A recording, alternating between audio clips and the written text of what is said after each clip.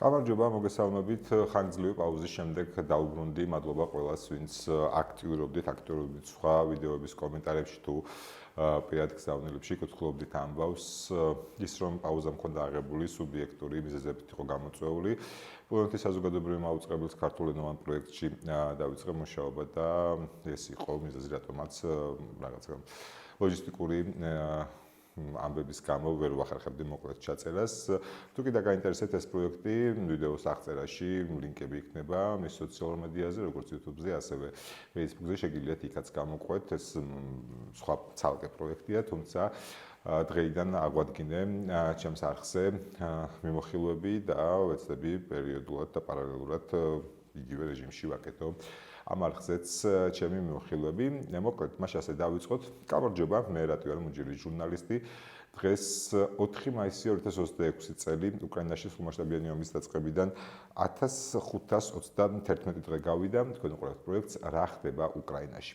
დღევანდელ ეპიზოდში ვისაუბრებ იმ თემებზე, რომელიც ამ თვისის განმავლობაში ხდებოდა, მექნება სტატისტიკა, როგორც აპრილის შემაჯამებელი, ასევე პირველი კვარტლის შემაჯამებელი, როგორც დაბრუნებების, ასევე ფრონტზე მიმდინარე მოვლენების და ნახოთ თუ რა მოხდა ამ ხნის განმავლობაში, სწორედ ეს ტუაფზე კასტრირებული 9 მაისი და სტატისტიკა იქნება დღევანდელი ეპიზოდის მთავარი სასაუბრო თემა. ტრადიციულად ძალიან დიდი მადლობა ყველა გამომწერს. მანამდე კი მოდით დავიწყოთ დღევანდელი ეპიზოდი. ვისაუბრებ პირველ რიგში 9 მაისზე, რომლის სრული კასტრაცია მოახდინა ვლადიმერ ვლადიმიროvič პუტინმა. უკრაინაში ომის დაწყებიდან მეხუთე წელი დაიწყო და პირველად ამ ხნის განმავლობაში ტარდება გამარჯვების დღისადმი მიძღვნილი აღლუმი, რომელზეც არ იქნება მძიმე ტექნიკა და საჰაერო კომპონენტი. ყოველ შემთხვევაში ეს არის ის, რასაც კრემლი აანონსებს. ბევრს ვფიქრობდი, რა აქვთ რუსებს ესეთი ეროვნული იდეის დღე და პრინციპში 9 მაისის იქით პრაქტიკულად არაფერი არ აქვთ. აქვთ ერთი რუსეთის დღე, რომელიც 12 იანვარია. რა მოხდა 12 იანვარს? რა მოხდა და რუსეთის საბჭოთა უზენაესმა საბჭომ, მგონი სწორია თარგმანში, მოკლედ აი მაშინდელმა, ასე ვთქვათ, პარლამენტო ორგანომ გააუქმა რუსეთის საბჭოთა სოციალისტური რესპუბლიკის არსებობა, რითიც პრაქტიკულად ყელი გამოჭრა რუსეთის ბოლო იმპერიას.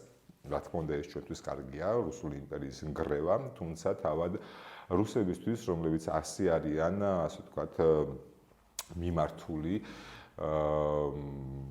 იმპერიალიზმისკენ, თავისივე ხელით ამ იმპერიის გაუქმების დღეს აღნიშნავენ როგორც რუსეთის დღეს.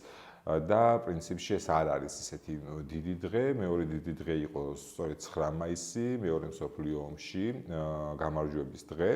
თუმცა ახლა, როდესაც მეორე მსოფლიო ომის ხანგრძლივობას გადააჭარბა უკრაინაში ომმა და თუკი მეორე მსოფლიო ომში ბერლინამდე ჩავიდნენ, დონბასის ტალახში იზილებიან ისევ რუსები. გასაგებია, რომ ძალიან დიდ საამაყოთ არ აქვს რუსებს საქმე, თუმცა 9 მაისს აღნიშნავენ, 4 ლიდერი ჩავა და იქნება პირველად უკრაინაში ომის დაწყების შემდეგ ისე, რომ არ იქნება არც მძიმე ტექნიკა და არც ავიაცია, ამას უსაფრთხოების ზომებით ხსნიან. ასევე გავრცელდა ინტერნეტში ფოტოები, სადაც წითელი მოედანია ანტიდრონის ბადით არის გადახურული. ესეთი 9 მაისი ექნებათ, პრინციპში უსაფრთხოების ზომები რომ გამკაცრებული და გართულებულია, ეს გასაგებიც არის.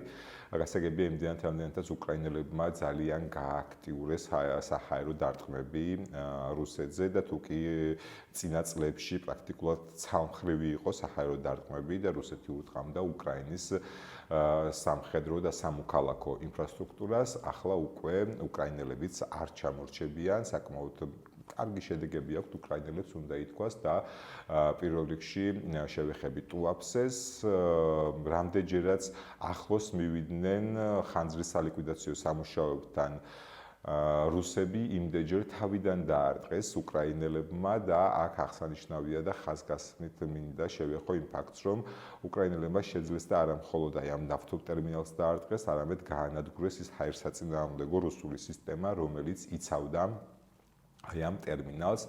ჯამში ბოლო დათვლებით 21 წარმატებული დარტყმა განხორციელდა სხვადასხვა ნავთობ ტერმინალზე თუ გადამამუშავებელ ქარხანაზე და აი ამ 21 წარმატებული დარტყმის შედეგ მოხდა ისე რომ შემცირდა ნავთობის წარმოება პრიმორსკის პორტიდან 13%-ით, ნოვოროსიისკიდან 38%-ით, ხოლო რაც შეეხება უსტლუდას იქიდან 43%-ით და ეს ყველაფერი ემთხვევა პერიოდს, როდესაც ნავთობზე ფასი გაზრდილია და ძალიან უნდა ეხეირა ამით რუსეთის სამხედრო მანქანას.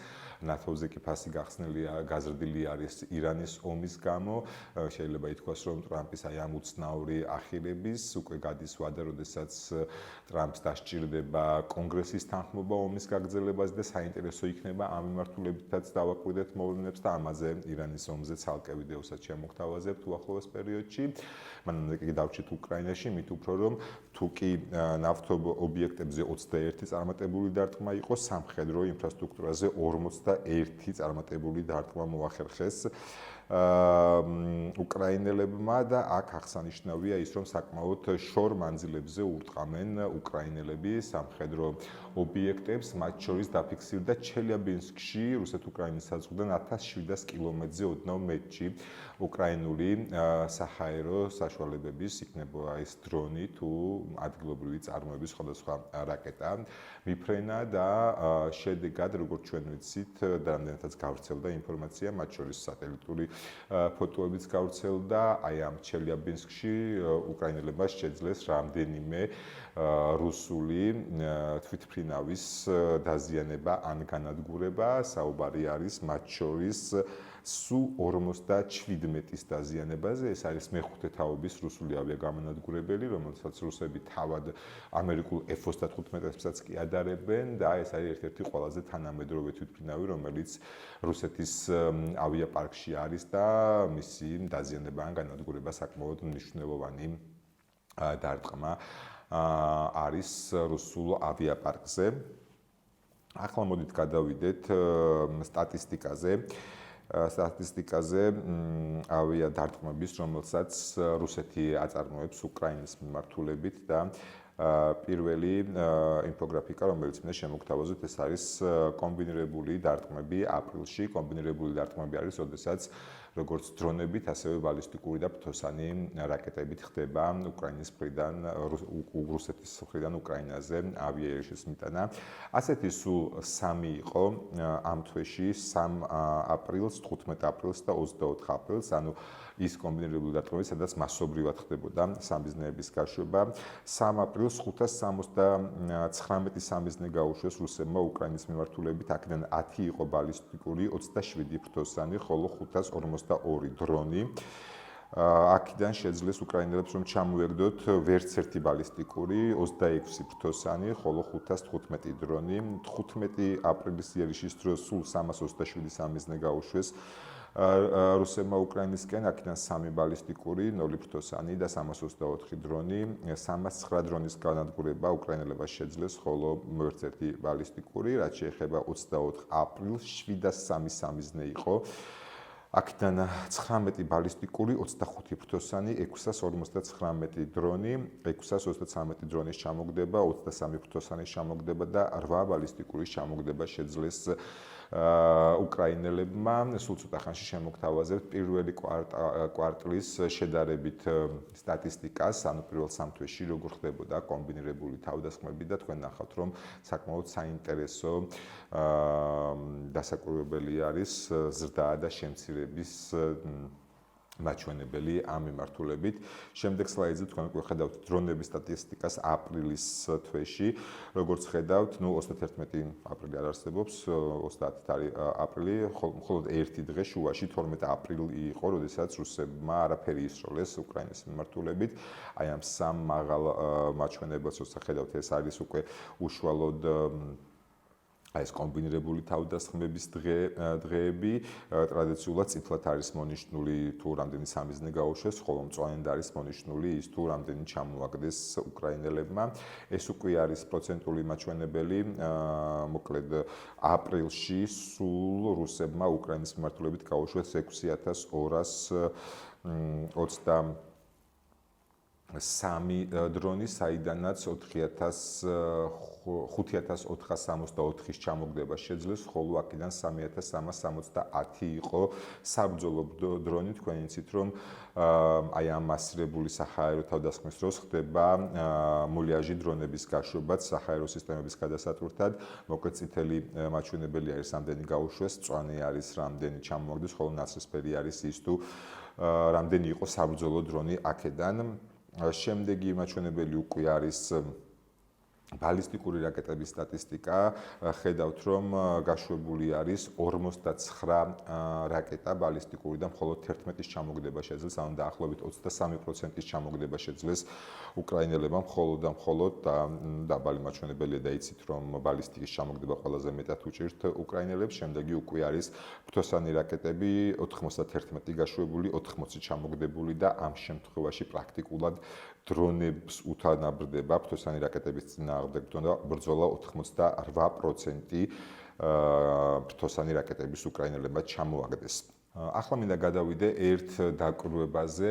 ძირითადად ამ ხნის განმავლობაში ეს რუსული საჰაერო თავდასხმები ღამის საათებში მიმდინარეობდა და ბოლო პერიოდში შეინიშნება დღის საათებში დაბომბვის ტენდენციაც. არის ასე ვთქვათ მოსაზრება, რომ ამ გზას მიმართავენ რუსები იმისთვის, რომ გაზარდონ სამოქალაქო მსხვერპლი და ამითი გამოიწვიონ უფრო მეტი დაძაბულობა უკრაინის საზოგადოებაში. თუმცა საბოლოო ჯამში ზუსტად რაც შეიძლება უკავშირდებოდეს ის, რომ დღის საათებში გადმოიტანეს დაბომბვები რუსებმა, უცნობი არის. ამ ეტაპის დაკვირვება ასეთი არის, რომ დღის საათებში დაბომბვა მიმდინარეობს იმ დღეებში, როდესაც აი საჰაერო თავდასხმის ხანგრძლივობა 12-15 საათს ცილდება. ანუ როდესაც ეს მასირებულია და რამდენიმე ასეული დრონი თუ ბალისტიკური თუ ფრთოსანი რაკეტა მიფრინავს უკრაინის მიმართულებით, ხშირ შემთხვევაში ასეთ დღეებს ემთხვევა უკვე დღის საათებშიც დაბომბვა და ნახოთ, დავაკვირდები ამ ტენდენციასაც, რამდენად შენარჩუნდება, რამდენად გახშირდება, იმიტომ რომ ნამდვილად, როდესაც დღის განმავლობაში არის ხოლმე საჰაერო თავდასხმები, უფრო დიდი არის შანსი სამოქალაქო მსხვერპლის და პანიკის. ნახოთ ამ მიმართულებით როგორ განვითარდება მოვლენები. ახლა კი შეგვიძლია დავუბრუნდეთ სტატისტიკას და გადავიდეთ იმაზე, თუ როგორ აისახა ფრონტზე მიმდინარე მოვლენები დანაკარგებში. ახლა თქვენ უყურებთ უკრაინის გენშტაბის მიერ გავრცელებულ ინფორმაციას რუსულ დანაკარგების შესახებ და 31 მარტის და 30 april's მდგომარეობის შედარებით. რომ არ გადაგღალოთ, უბრალოდ წავიკითხავ, დავტოვებ ამ კადრს და წავიკითხავ იმ ვთქვათ სხვაობას, რაც არის. პირველი, რაც უნდა აღნიშნოს, არის პირადი შემადგენლობა, დაჭრილები, დაშავებულები და გარდაცვლილები. თუ კი 31 მარტს ფიქსირდებოდა 1.297.660, 30 აპრილის მონაცემებით ამ რაოდენობა მიაღწია 1.330.290. ანუ ამ მონაცემებით 32.620 რუსი გამოაკლდა რუსულ არმიას აი ბოლო ერთი თვის განმავლობაში. რაც შეეხება ტანკს, ეს არის 75, რაც შეეხება ჯავშან ტექნიკას სხვადასხვას, ეს არის 169, არტილერია 1834, რეაქტიული არტილერია 47, ჰაერსაწინააღმდეგო სისტემები 18, თვითმფრინავებში არა აქვთ მატება, ვერტფრენი 2, რაც შეეხება დრონს, აქ არის საუბარი, რომ 54.523 დრონი არის განადგურებული, ხოლო რაც შეეხება მცურავ საშუალებებს, აქ ასეთი ახალი დანამატი არ არის. სანამ გადავალ უშუალოდ იმაზე, თუ პირველი კვარტალი როგორ მიმდინარეობდა ამ სტატისტიკას შევადარებ, გადავიდეთ უკრაინულ დანაკარგებსაც გავეცნოთ. ეს არის სლივაჩნი კაპრიზი, რუსული პროპაგანდისტული საიტი და მათ მონაცემებს, ასე ვთქვათ, შემოგთავაზებთ. ცოცხალი ძალის აღწერას ეს საიტი არ ახდენს, თუმცა, ასე ვთქვათ, თუ კი მივიღებთ მხედველობაში მონაცემს, სადაც ასე ვთქვათ, შეტევაში და დაცვაში მყოფი ძალები თუ რა თანაფართობით შეიძლება რომ იყვნენ მაშინ გამოვა რომ უკრაინელებმა გასულ თვეში დაკარგეს სადღაც 15000 ჯარისკაცი თუ კი ვიმშელებთ იმის მიხედვით რომ 1-2-თან მოხდა ასე ვთქვათ ერთი-ორთან იყო თანაფარდობა შეტევის და დაცვის ასეთი ასე ვთქვათ უარესი სცენარი ავიღოთ უკრაინისთვის რადგან აი ეს რუსული წყაროები რასთანაც მე მაქვს ყოველ შემთხვევაში ცნობა არ აღრიცხავენ უკრაინულ დანაკარგებს თუმცა აი აქვე მიმართავ ჩემი არხის რუსეთუმე გამომწერებს რომელიც მყავს და იმედია აი ამ პაუზის დროს არ წავიდნენ არსად და ისევ მიყურებენ და ეცნობიან იმ რეალობას რომელიც უკრაინაში ხდება თუმცა თქვენ მოგმართავთ რომ თუ კი თქვენ გაქვთ რაიმე წყარო სადაც რუსები ითვლიან უკრაინულ დანაკარგებს კომენტარებში დაწერეთ წყარო ზრდილობის ფარგლებში იმ წყაროს გავეცნობით და იმ წყაროთი დავაპდეიტებ ხოლმე უკრაინულ დანაკარგებს ახლა კი სლივაჩნი კაპრის დაუბრუნდეთ მოკლედ მათი ინფორმაციით ესე იგი ავიაციაში არის ამ ტიპის დანაკარგები რასაც ხედავთ ანუ 13 დადასტურებული, 13 დაშავებული, 1 მიტოვებული, 1 ნაალაფარი, ხოლო 99 განადგურებული, ეს არის ავიაციის მიმართულებით, არტილერიას რაც შეეხება, აქ გვაქვს 289 დაზიანებული, 34 მიტოვებული, 53 ნაალაფარი, ხოლო განადგურებული 877 რაც შეეხება შემდეგ მონაცემს ეს უკვე არის უპილოტოები აქ ნაალაფარი უპილოტო აქვთ 150 აღრიცხული განადგურებული 612 სხვადასხვა ჯავშან ტრანსპორტი 174 დაზიანებული 489 მიტოვებული 468 ნაალაფარი ხოლო 3309 განადგურებული აქ საუბარი იყო ჯავშან ტრანსპორტიორებზე რაც შეეხება თქვა ტანკს დაზიანებული 94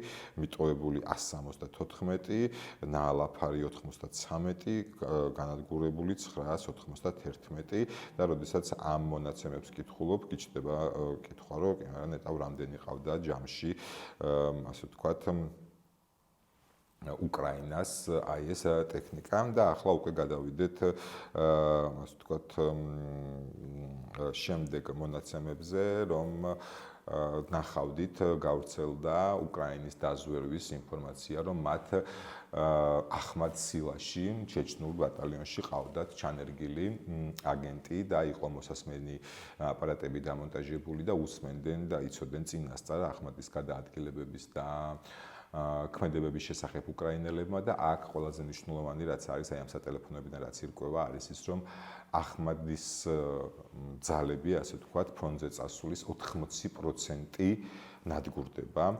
80% ეს საკმაოდ მაღალი მაჩვენებელი არის დამეთანხმებით და ეს არ არის თქვათ უკრაინის ფანტაზია თავად ერთმანეთში როცა საუბრობდნენ ჩეჩნები მაშინ გაირკვა ეს ინფორმაცია ამასთან დაკავშირებით მინდა ასე ვთქვათ კიდევ ერთ საკითხს შევეხო უკრაინული მხარე ამტკიცებს რომ ყოველთვიურად რაც 2026 წელი დაიწყო უფრო მეტ რუსს ანადგურებენ ვიდრე თავად რუსები ახერხებენ პირადი შემადგენლობის შევსებას ეს მაჩვენებლები როგორც ჩვენ ნახავთ ახლა 3 თვის ჭრილში მოდი შევხედოთ 3 თვის ჭრილში როგორი იყო ეს მონაცემები და საინტერესო დასაკურებელია ასე ვთქვათ აი ეს არის 3 თვის მონაცემები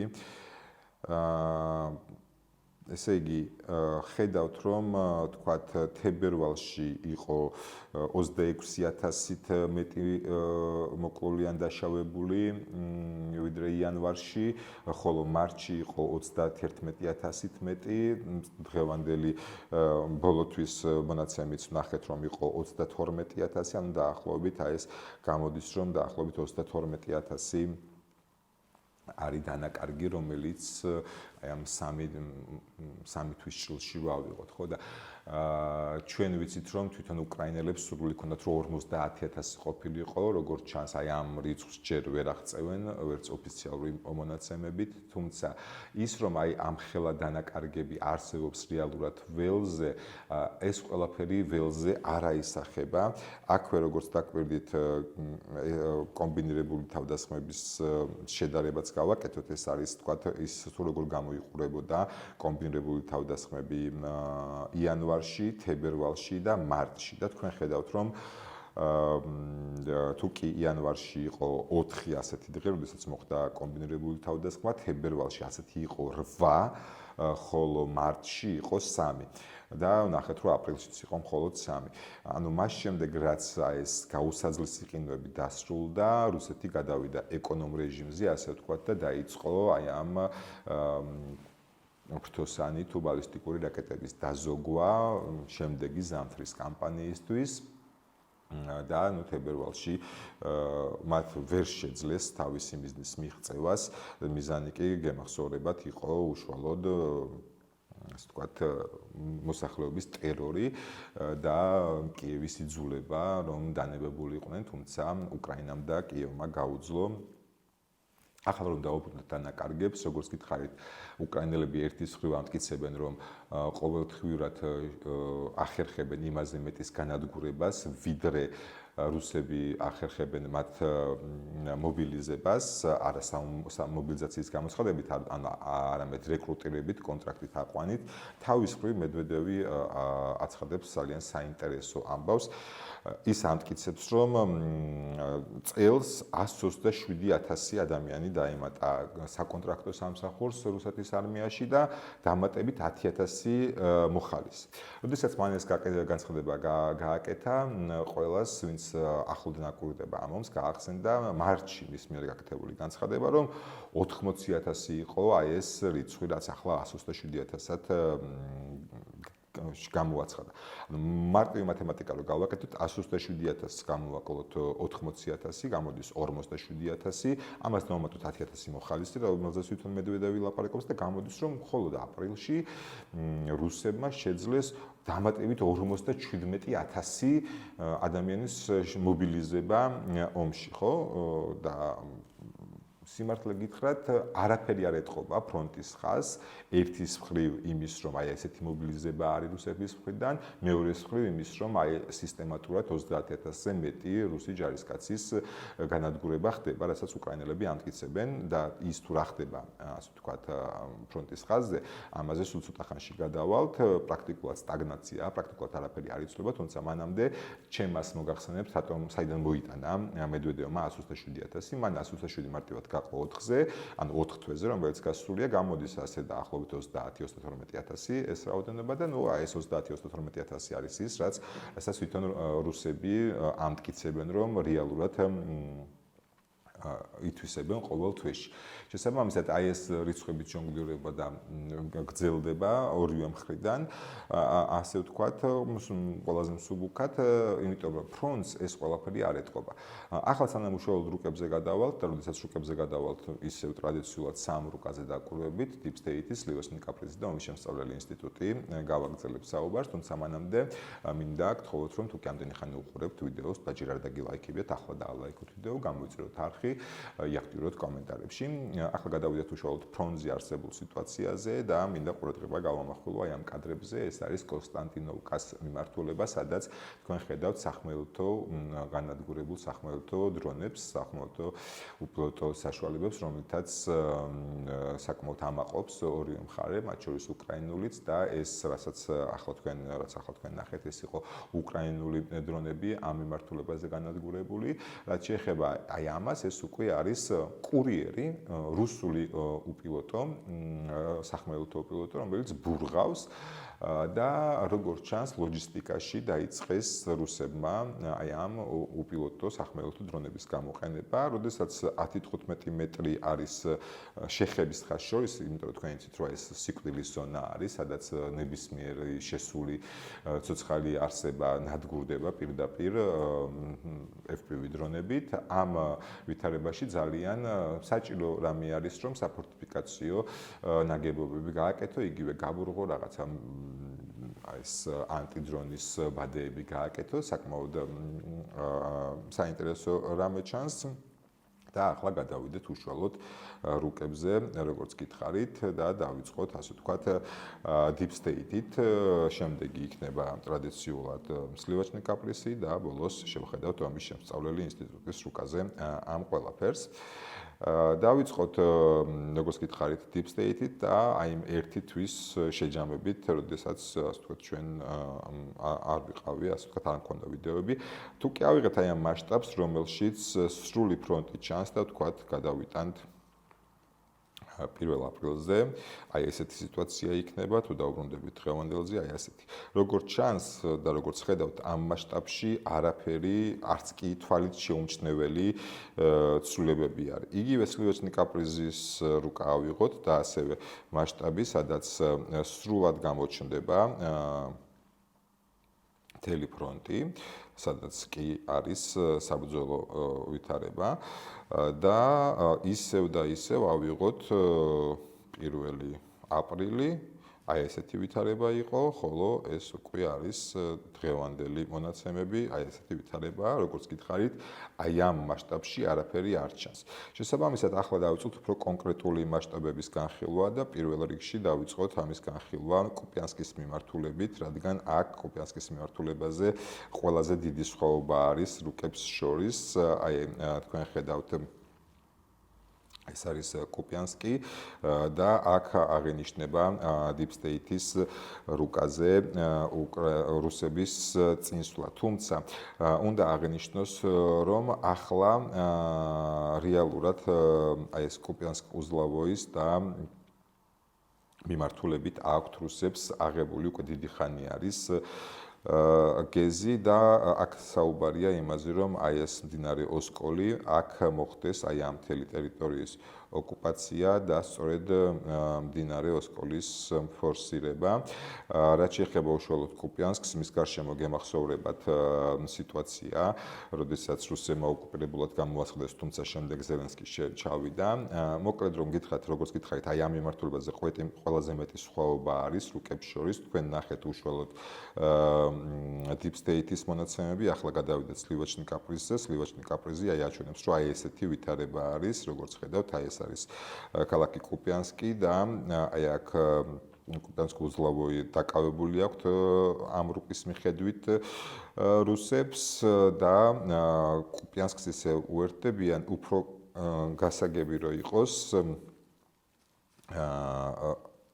თვითონ უშუალოდ სლივაჩნი კაპრიზის მიხედვით, აი ეს ტერიტორია ოკუპირებული აქვთ, ხოლო აი აქ აქვთ უპირატესობა. აქ საინტერესო არის, მესამე წყაროს შევხედოთ, ომის შემსწავლელი ინსტიტუტის მიხედვით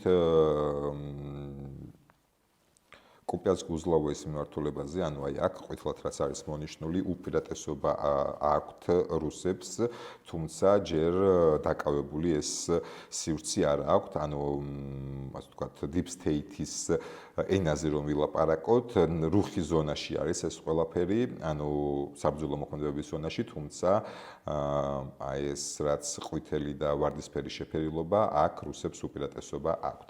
შემდეგი მიმართულება, სადაც უნდა გადავიდეთ, ეს არის სლავიანსკი, კრამატორსკი, დრუჟკოვკა, კონსტანტინოვკას მიმართულებით, აი ეს თავდაცვის ზღუდე, რომელიც დონბასის თავდაცვის ზღუდედ ითვლება. მოდით დავაკვირდეთ აქაც რა ვითარება იყო, ვთქვათ, ერთი თვის წინ, ეს არის 1 აპრილის მონაცემები, ეს არის დღევანდელი მონაცემები, თქვენ ხედავთ, რომ აი ამ მონაკვეთს დავაკვირდეთ, აქ უფრო კარგად გამოჩნდება რუსების ის წინსვლა, რომელიც გააჩნიათ 1 აპრილი, დღევანდელი მონაცემები.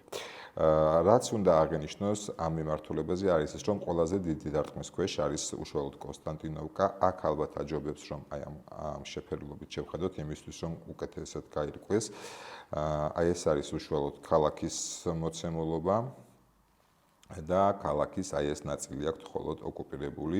სხვა მხრივ, იგივე აი აქაც რომ შევხედოთ თარიღების მიხედვით 1 აპრილი დღევანდელი მოცემულობა. ანუ რუსები ცდილობენ ფლანგებიდან დააწვნენ კონსტანტინოვკას და მოხდეს კონსტანტინოვკის ოკუპაცია, თუმცა ჯერჯერობით ქალაქში ფეხი ვერ მოიკიდეს.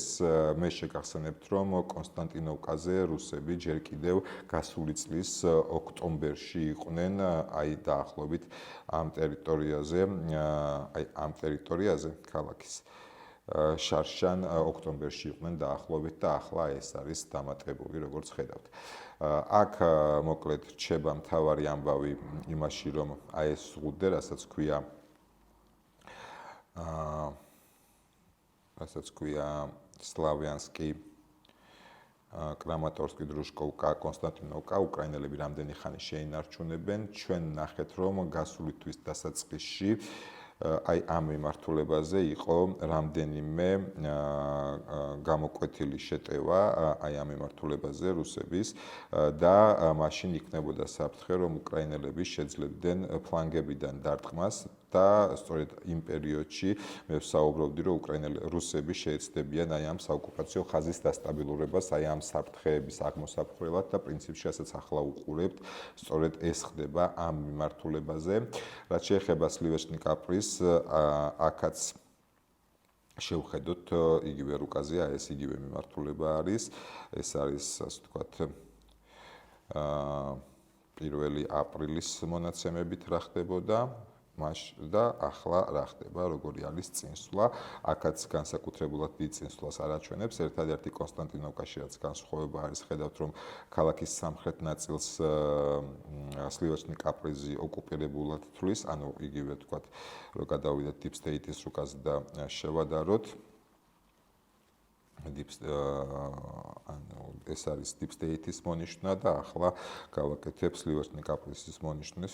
სლივეჩნიკ-აპრიზის მონიშნით აი ეს აქვს ოკუპირებული, ანუ ეს ტერიტორია სლივეჩნიკ-აპრიზის მონაცემებით ოკუპირებული არის. რაც შეეხება ომის შემსწავლელ ინსტიტუტს, აი ესეთი მოცემულობა არის. თქვენ ხედავთ კონსტანტინოვკაში საბრძოლო მოქმედებების არეალს, ის გაცილებით უფრო რთულ სიტუაციას ასახავს უკრაინელებისთვის, ვიდრე თუნდაც სლივეჩნიკ-აპრიზი ამ ქალაქთან მიმართებაში. აი ეს ვარდისფერ-ყვითელი მონიშნა არის ის საბრძოლო არეალი, სადაც ასე ვთქვათ, რუსებს აქვთ უპირატესობა და ამ შემთხვევაში ომის შემსწავლელი ინსტიტუტი ამტკიცებს, რომ ქალაქის ნახევარი ისევ საფრთხის ქვეშ არის და აქვთ რუსებს საკმაოდ დიდი უპირატესობა. ახლა რომ დაუბრუნდეთ ისევ სტატისტიკას, აი მთელი ეს ამბავი როგორ გამოიყურება ოკუპაციაში, ოკუპირებულ ნაწილში, ასე ვთქვათ, და ეს არის 4 თვის მაჩვენებელი 2 წელზე გაყოფილი. პირველი 4 მაჩვენებელი არის 2025 წლის იანვარ, თებერვალ, მარტ, აპრილში რა ხდებოდა და შემდეგი 4 უკვე არის წლევანდელი მარტი, იანვარი, თებერვალი, მარტი, აპრილი. როგორც ხედავთ, წელს რაც დაიწყო წლევანდელი წელი, კლება არის მუდმივი ოკუპირებულ ტერიტორიებს შორის, მეტიც გემახსოვრებათ, რომ თებერვალ-მარტში დაფიქსირდა ფაქტი, რომ რუსებმა უკრაინელებმა უფრო მეტის დეოკუპაცია შეძლეს, ვიდრე რუსებმა ოკუპაცია. ჯამში ასე გამოიყურება წლევანდელი იანვარი 245 კვადრატული კილომეტრი, თებერვალი 163 კვადრატული კილომეტრი, მარტი 160 კვადრატული კილომეტრი, აპრილი 151 კვადრატული კილომეტრი. როგორც ხედავთ, არა მხოლოდ წლევანდელი თვეების მიხედვით არის კლება ოკუპაციის, არამედ შარშანდელთან შედარებითაც სერიოზული კლება არის. იანვარში 325 კვადრატული კილომეტრი იყო, შარშან წელს 245 არის, თებერვალში 192 იყო, წელს 163 არის, ერთადერთი აი მარტი არის გამონაკლისი, შარშანდელ მარტში 133 კვადრატული კილომეტრი იყო, წელს 160 კვადრატული კილომეტრი, აი აპრილში უკვე ისე 177 კვადრატული კილომეტრი იყო შარშან, ხოლო წელს 151 კვადრატული კილომეტრი. მოკლედ რომ შევაფასოთ, აქაც სერიოზული კლებაა და სერიოზულად არის ასე ვთქვათ, შეფერხებული რუსების შეტევა. აქვე ობიექტურობისთვის უნდა ითქვას, რომ წინა წლებთან თუ შევადარებთ, როგორც წესი, მაისიდან ოქტომბრამდე არის ხოლმე ყველაზე მაღალი მანიშნებლები ოკუპაციის. მაგალითად, შარშან მაისში აპრილთან შედარებით პირდაპირ გაორმაგდა და 2.5-იც კი იყო ოკუპაციის სიდიდე. დავაკვირდეთ წელს რა იქნება, შეძლებს თუ არა რუსეთი ასეთივე ნახტომის გაკეთებას მაისში, თუმცა არაფერი მიუთითებს იმაზე ფრონტზე, რომ რაიმე ასეთი შეიძლება მოხდეს. ვითარება მოკლედ რჩება, ფრონტი პრაქტიკულად გაყინული არის, არაფერი სერიოზულად არ იცვლება, თუმცა თუ კი აი ეს ტენდენცია შენარჩუნდება და უკვე შემდეგ ეპიზოდებში მე შემოგთავაზებთ უშუალოდ რუსის ბლოკერების, ასე ვთქვათ, პანიკას და მოსაზრებებს იმასთან მიმართებაში თუ რა შეიძლება ფრონტის ხაზს ეშველოს, დღეს კი უბრალოდ გეტყვით, რომ თუ კი აი ეს ტენდენცია შენარჩუნდება, თუ კი რუსების დანაკარგები აი ამ დანაკარგები ამ ტემპში გაგრძელდა კიდევ რამდენიმე თვე, უკვე გვიან შემოდგომაზე ზამთრის დასაწყისში შეიძლება რომ რუსეთში გამოცხადდეს მობილიზაცია, სხვა მხრივ ფრონტზე პრაქტიკულად ვერაფერი ვერ შეიცვლება. მოკლედ დღევანდელი ეპიზოდი ასეთი იყო. კიდევ ერთხელ ძალიან დიდი მადლობა ყველას, ვინც მკითხულობით ამბავს აი ამ გაჭიანურებული ეპიზოდის გამო. დღეიდან ვეცდები, რომ ისევ მუდმივ კარგული პერიოდულობით გავაკეთო ხოლმე მიმოხილვები. დღეისთვის სულ ეს იყო. ძალიან დიდი მადლობა. აქვე უმორჩილესად გთხოვთ, თუ კი ჯერ ვიდეო არ დაგილაიქებიათ, ახლა აუცილებლად დაალაიქოთ, იაქტიროთ კომენტარებში. გამოიწერეთ არხი, თუ კი არხის გამომწერები ჯერ არ ხართ. ყველას ძალიან დიდი მადლობა, ვინც ამ ყველაფერს უკვე აკეთებს. და გემშვიდობებით დროებით ნახვამდის.